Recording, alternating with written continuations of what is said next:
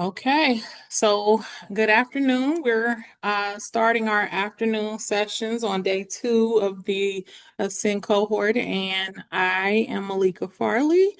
In the room, we have Dr. Banjo, and then we also have Sam Amazara, who is a project or is a pre and post award lead on our team here at Emory in the RAS. And so we will go ahead and get started with our other support training. Let me make sure I have it open. Oh, there it is.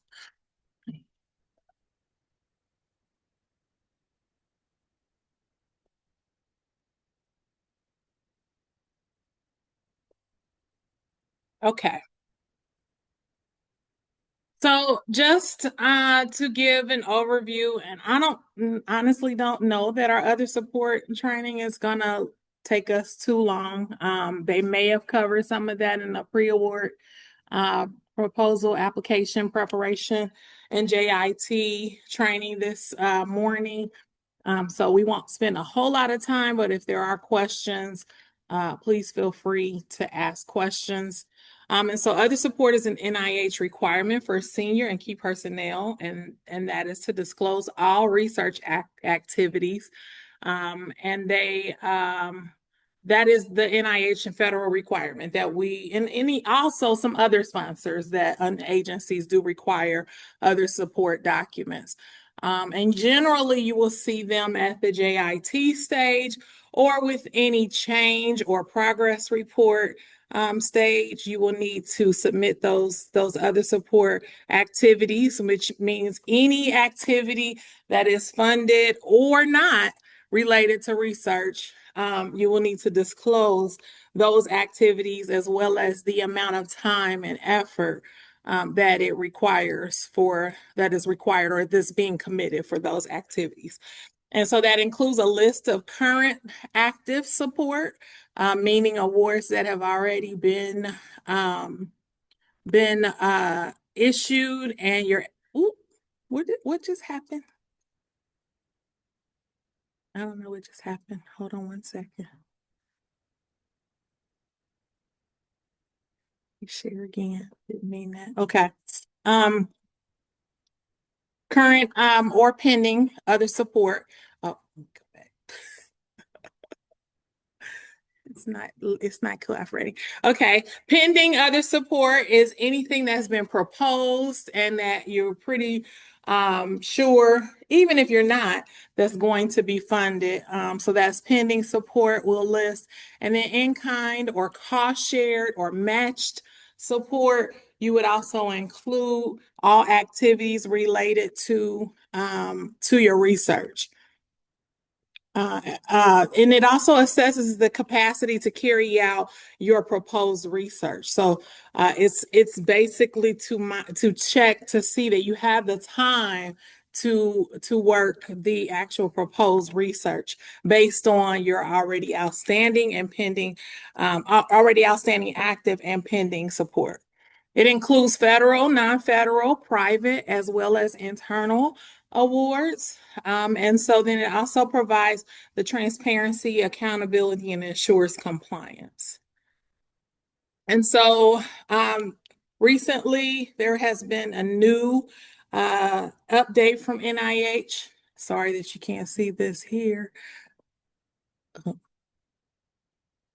don't know why this thing, how do you get rid of this thing?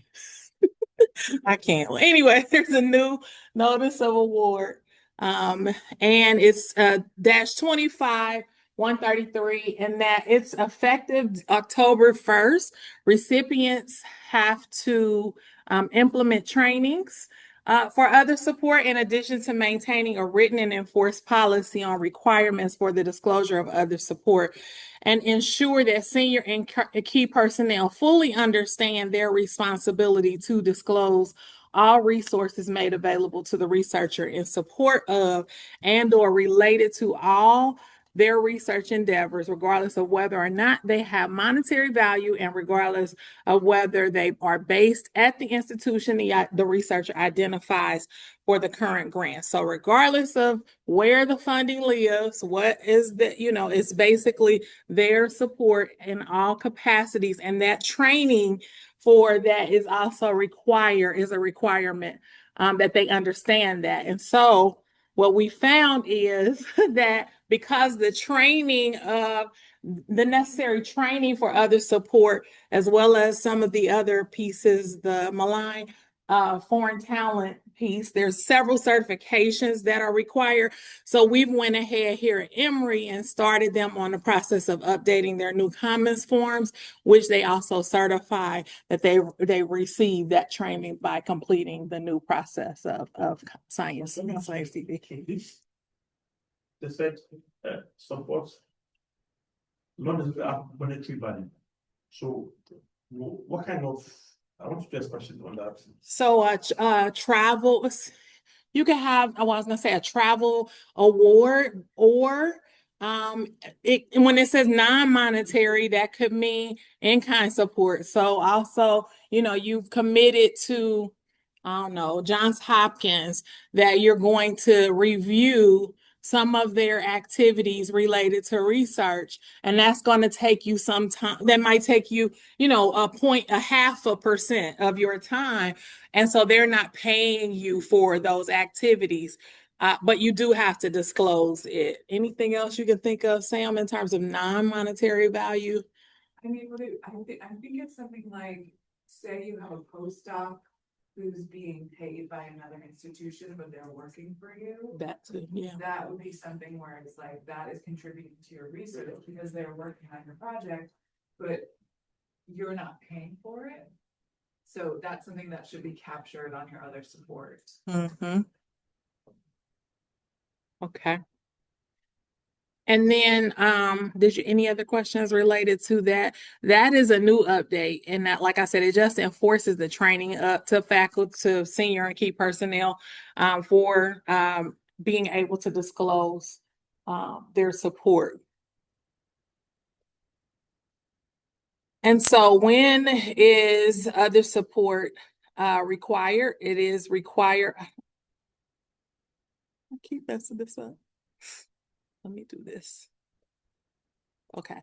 It is required when, like I said, at the just-in-time stage for just-in-time requests, it's a required at annual progress report time. So your research progress report requires for senior and key personnel that are named on your NOA and identified as senior and key personnel to disclose and provide other support. It's also undisclosed support that's discovered at the post award stage. So you've already submitted your updated other support, but then we realize that you have a postdoc that may be contributing time or doing something, and that's directly benefiting your research, and you need to provide that update. Then you'll need to provide a new other support with new signatures, and attest to that at that stage. Also, if the NIH requests those updates, or if your funding announcement specifically requests those updates on a specific time schedule, then that's when you would be required to disclose other support. Hello, Kamaru. And then, again, your all resources and financial support is required. And those all should be included. Your support through Emory or directly to the investigator. So you're getting paid some sort of payment for time that you were devoting to some cause or initiative. Any type of support like that would need to be disclosed. Research-related consulting agreements, again, those are agreements that you may have with other institutions or organizations. That is taking some of your time, so that needs to be disclosed. And then also in-kind or cost-share contribution, where monetary is not there, you're not getting paid for, but it is still time spent on other projects. And so this is a sample NIH form, and I have a couple of slides that show this. This is the PHS other support form, and so it's all types that you would disclose here. And generally, you would always need the name of the PI or PD that the other support is for. You always need their Commons ID included on the other support. You would always list active support generally at the top of the support. And so that active piece includes the title of the project, the major goals of the project, the status of the support, meaning it's active or not. And then any project related agency numbers that you would include there. That's what we have there for project number, the name of the PI, and then even any multi-PIs you would include there. The source of support, so whether it's NIH or if it's NASA, wherever, you need to include that. And the primary place of performance, which in our case, it would be Emory. Yeah, but in your case, it could be, APEN. And so the project proposal start date and end date, that is the proposed period, the entire period, and the award of the total awarded amount, and it includes indirect costs. And you always include future years of funding, not just what has been awarded to date. You want to base it on the total award that's planned for funding that's on your actual NOA. And so here you would include the year of funding that you're currently in. And so you would include the person months here. And I do have a calculation of that later on in the slide and how we calculate calendar months or person months. Those can be used interchangeably. If, say, you're in year 3 and you have year 3 is 2026. So the end of the project period is 2026. That's the date, that's the year that you will put on this form is 2026. And then you would include the person months for that year, 4th year, and the 5th year. You would not include the 1st and the 2nd year. If we're already in the 3rd, you would not include the prior years. Yes, you would just include the total amount and the total project period, but not the level of effort that's being committed. And then, so I also have an example here of pending. Same thing, you want to include the title, major goals, and then also planned project period, planned award amount. You obviously wouldn't have what that is in pending yet, but you would know kind of what you initially proposed in your budget. And the same thing, you would include all years, obviously, if it was pending, and the calendar months that you would contribute per each year. Generally, we allow updates for pending support based on sort of what we had been. If the start date has passed and it's like 9 months past the start date of what you propose, we kind of don't include it unless the faculty member is like, no, they're just slow. We're sure this money is coming. We would include it as well. And that's why it's always good to check with the faculty member. As same with in-kind, you would include these details on in-kind as well. And then always provide an overlap statement, which certifies that what is being provided, one, is true, and that they can add any additional information that would be relevant to NIH here related to an overlap or time commitment that needs to be explained. Say, I show that my project doesn't end until 2028, but we just found out we're not going to get funding for that last year, so it's actually going to end 2027. That way, the sponsoring agency is not looking for you to have a commitment beyond the date that there is, or other overlaps. I'm trying to think. Scientific budgetary overlaps or what is included here. Speak to that because, so we're working at just in time. And maybe your faculty member has a lot of efforts, like they're showing, 11.8 calendar months and they can only have 12. And then it's too much, right? So if they're showing 11.8 active and then they have a pending, which is, 1.2 calendar months, that would make them 13. And so we would detail in the overlap statement how they're going to adjust their effort on their existing active awards to allow to take the 1.2 months on the pending that you're submitting the just in time. And just making sure, Kamaru, you can hear in the room as well the questions or the answers.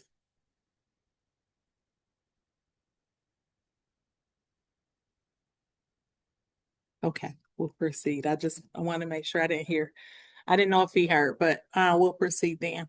And it needs to be a flattened signature, which generally we send this other support document via DocuSign to the PI so that they can certify electronically that these statements are true.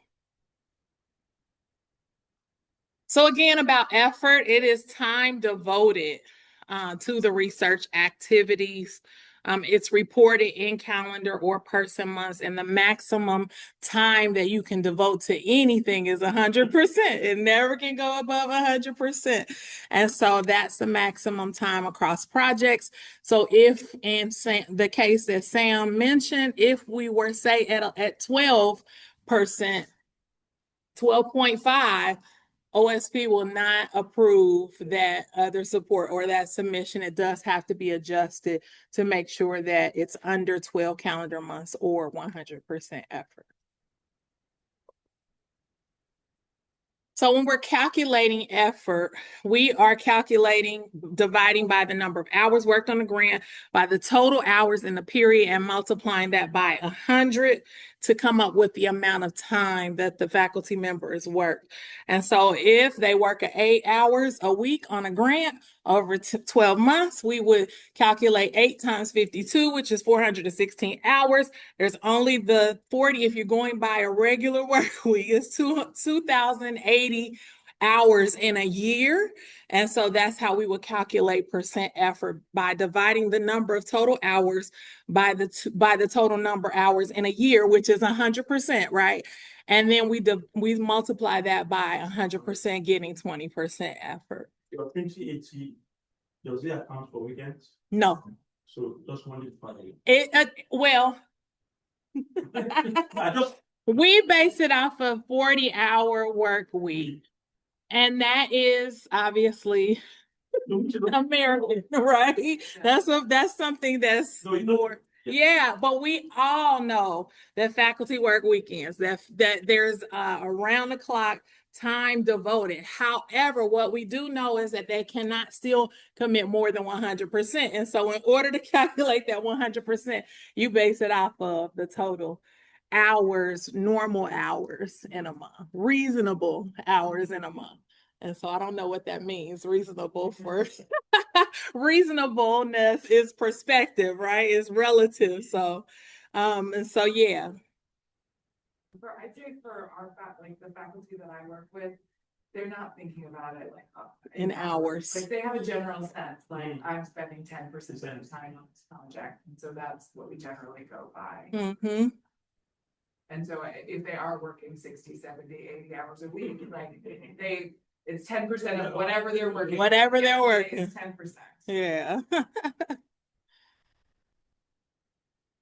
Okay, and so calendar months is calculated by that percent effort.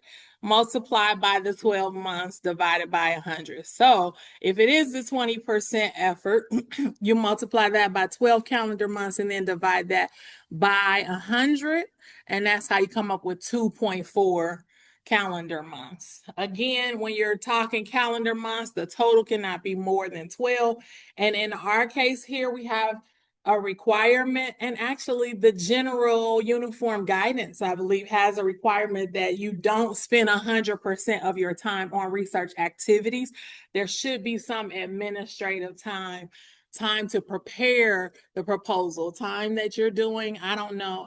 Sometimes teaching is involved, but here we separate teaching. But other administrative items, personnel performance, those are things that are outside of your research time, that should not be included in the time you devote on your sponsored awards. And so we have a requirement here at Emory that they not spend more than 97% of their time. So 3%, at least 3% should be administrative time. That does not always happen, but that's kind of our general rule. And so when we update active and pending on awards, what we do is we remove any outdated pending awards. So I mentioned a 9-month rule, kind of. So if an award was supposed to start, let's see, we're in February going into March now. If an award was supposed to start last June or last May, and we're now into March, wait a minute, hold on, May, June. Yeah, and we're now, you can kind of guess that you can take that off of the pending support. Again, like, unless the faculty member says, no, it's coming next month, they're just slow. And in this time, and what we're seeing with some of our agencies, they are way behind, especially with government shutdowns and all of that. So we can kind of include those. But say it was supposed to start in 2024. We're probably not going to include that on this award, on this, other support. You include future start dates. So if you would update a new start date if you think the agency is saying, okay, yeah, we reviewed this, but there was a delay, and then you needed to update the future start date, you would do that, as well as anything that is coming up, that is the pending awards that you need to include. Total awards dollars, including future years. I just went through that. You would include everything that's on the NOA, including out to 2029 or those years of funding, and it's listed on your NOA. The PI confirms their overlap statement, which is what we just discussed, and they also include their electronic signature within the last 30 days or with a new change in other support. So if we need a new request for other support just came in, but there was one done February 15th already for another project, we're just going to use that same one. But if it was done in December, we need an updated signature. Okay, and then I just put that this was the request, this was the update that came out in December that required the comment forms in Science CV. So not just the other support is required now. You have to go into Science CV and create your bio, and all of that has to be included and sign off in Science CV. But there was also an update, and I provided that in this red column here, that NIH extended that leniency till May of 2026. So initially they said beginning January 25th of 26, you need to have everything in Science CV. Then they came back and said, well, to allow time for institutions to adapt to this new policy and this new way, and everyone to get into Science CV, because that's part of the issue. People don't have an ORCA ID, and everything's messed up. Let's allow time. And so they gave us a little grace period. So this technically doesn't go into effect until May of 2026, but Emory is pushing all of our faculty to get their new setup and doing their new forms in Science CV. I'm not done. I was trying to do it. You did do yours? Okay. Well, I don't have it in this, but I do have a how-to guide that Carmen our Dr. Marcy that was here yesterday that you met. He kind of went through, and he and Adrian went through and did sessions for our faculty to kind of show them how to do it. I can send you that. Yep. And so I just gave you a quick, he also included this in some of his material. The key dates initially was the January 25th. But then the warnings become errors after. Again, that's been pushed back. So right now, if you were to submit one without your new Science CV document or your comment forms, then you would get a warning error that will tell you you need to do it, but it's not that they won't review your proposal. Again, Orca ID, I keep calling it Orca. I'm thinking about one else. What Oh, do you call it here? it's Orc ID. We call it Orc ID. Orc ID, yes. Orchid, yeah, orchid. Yes, that too. Because it is Orchid ID. Yeah. So yeah. I just been saying Orca for some reason. Orchid ID must be linked in ERA Commons. So that's kind of like the first step. And so certification cannot be it can be actually certification cannot be delegated, but you can delegate others to go in and create your forms. You still have to go in and certify.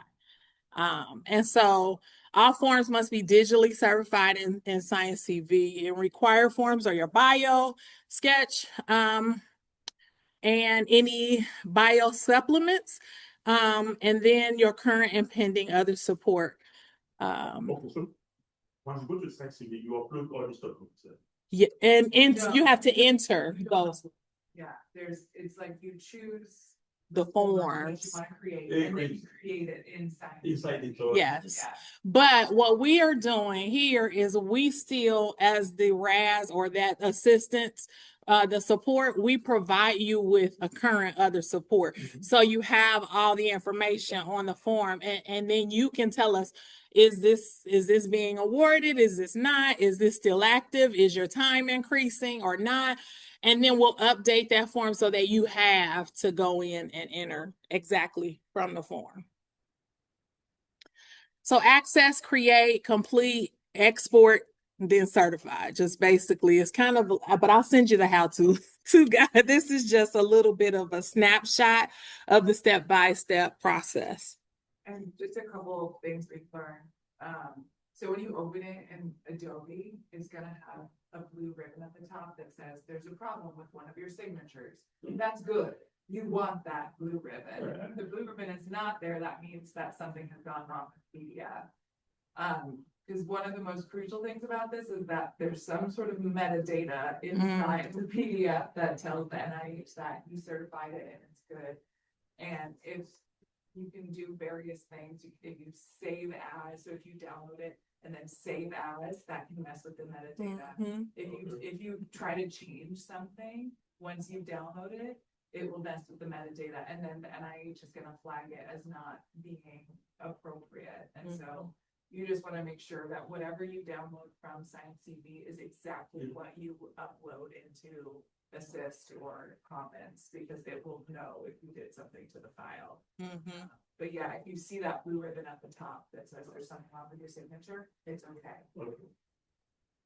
Lots of things to be still worked through, which is why we probably got an extension to make.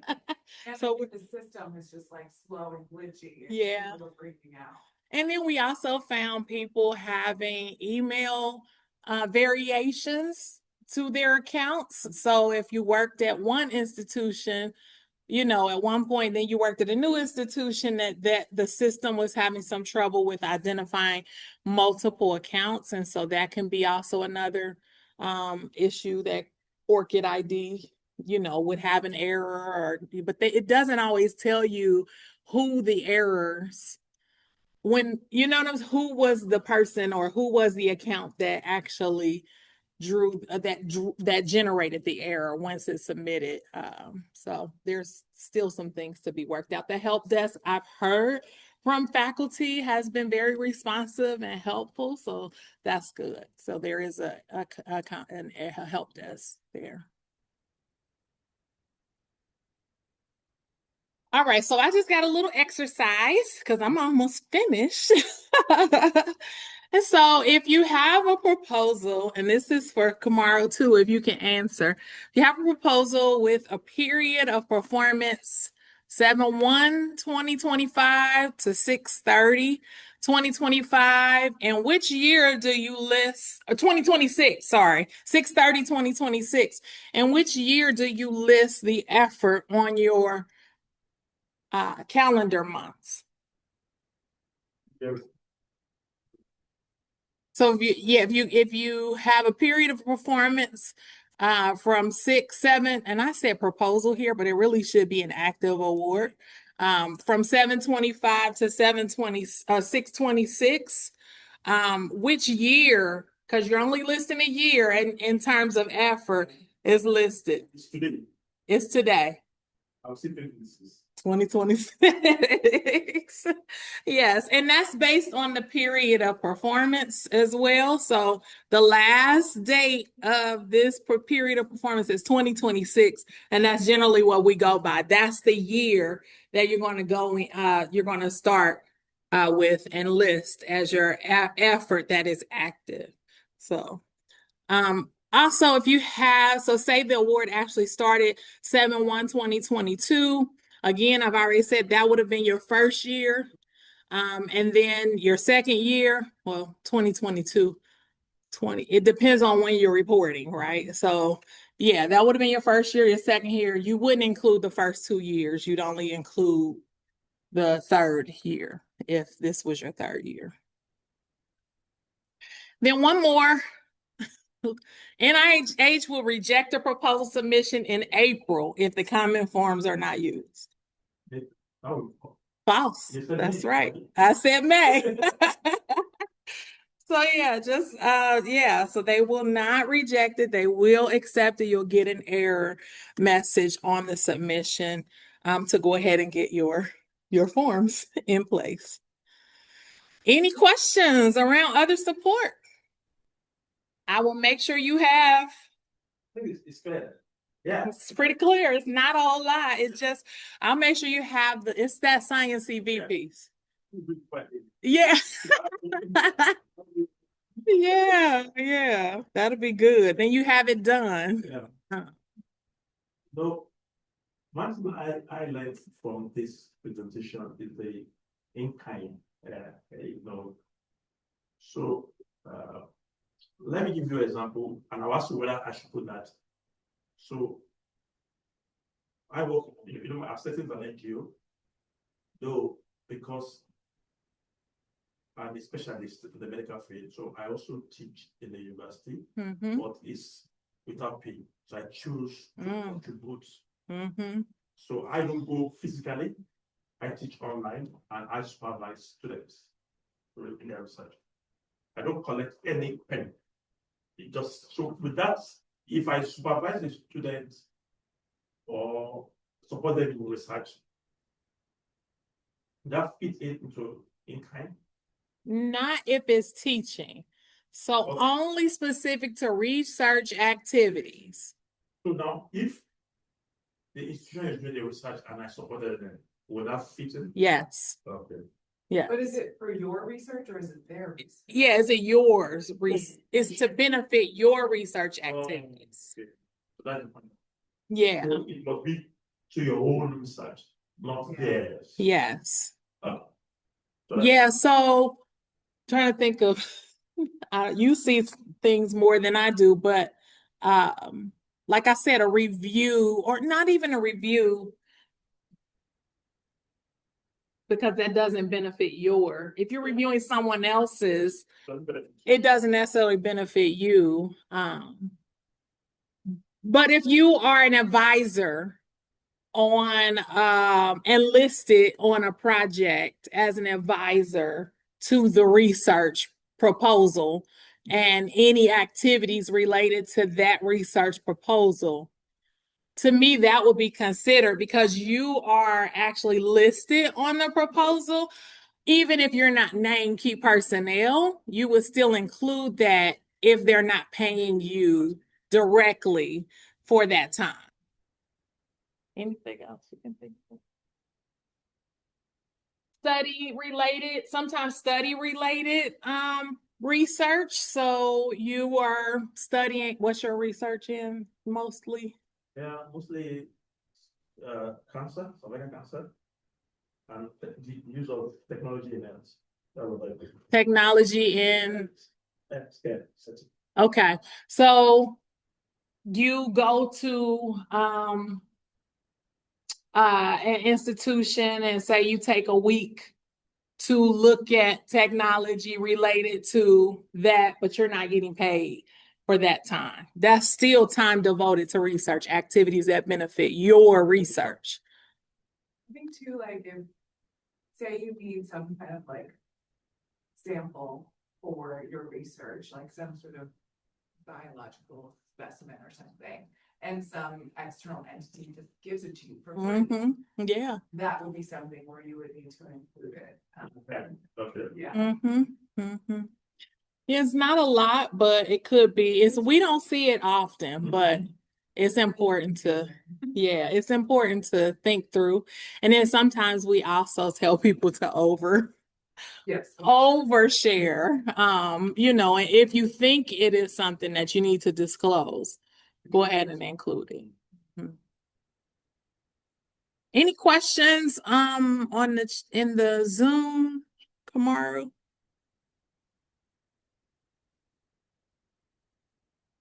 I don't know if Kamaru's mic is working or just making sure.